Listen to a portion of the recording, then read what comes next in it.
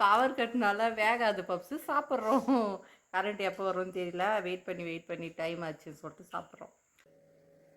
நமக்கு எல்லாம் தெரியுன்ற நினப்பில் ஏதாவது ஒன்று செய்வோம்ல, அப்போ கண்டிப்பாக சொதப்போம். அப்படி சொதப்பின விஷயந்தான் இந்த எக் பப்ஸ். 250 கிராம் அளவுக்கு மைதா எடுத்திருக்கேன். இதில் எந்த இடத்துல தப்பு பண்ணான்னு எனக்கு தெரியல. நான் எதிர்பார்த்த அளவுக்கு பப்ஸ்லாம் வரல. பிசைஞ்சு வச்ச மாவை 10 நிமிஷம் ஊற வச்சதுக்கப்புறம் 2 பகுதியாக பிரித்து எடுத்துக்கிட்டேன். அதாவது அன்ஹெல்த்தி ஃபுட்டை சாப்பிட்டாலும் ஹெல்த்தியாக சாப்பிடணும்.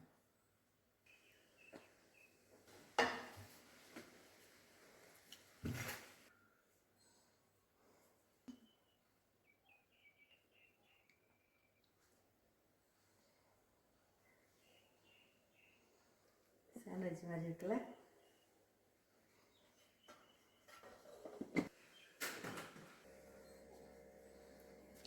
ஒரு மாதிரி பட்டரி ஸ்மெல்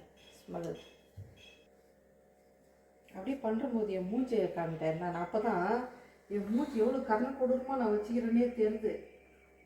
எவ்வளோ மூணு வச்சுக்கிறேன்.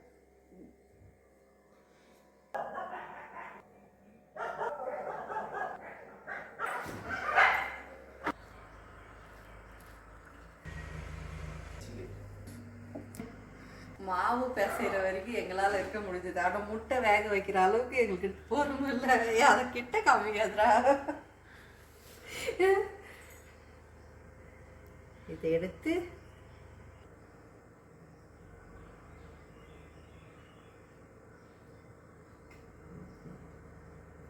ஓகே. இப்போ எக் வாஷ்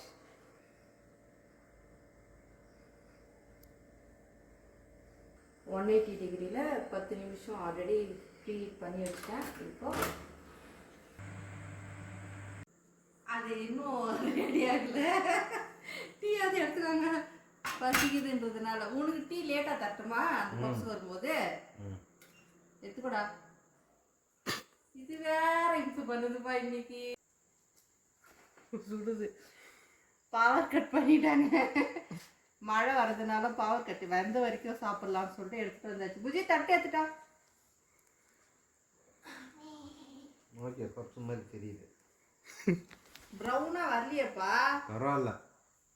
இன்னும் ஒரு 10 நிமிஷம் இருந்தேன்னா. 10 நிமிஷம் இல்லை, இன்னும் 1 மணி நேரம் இருந்தால் கூட கரண்ட் வராது. மழை வந்துச்சு. மழை வர மாதிரி காத்தறியுது. ரொம்ப ஆர்வமாக இருந்தேன். பவர் வந்துடுச்சு. பாதி சாப்பிட்டது மறுபடியும் சுடு பண்ணி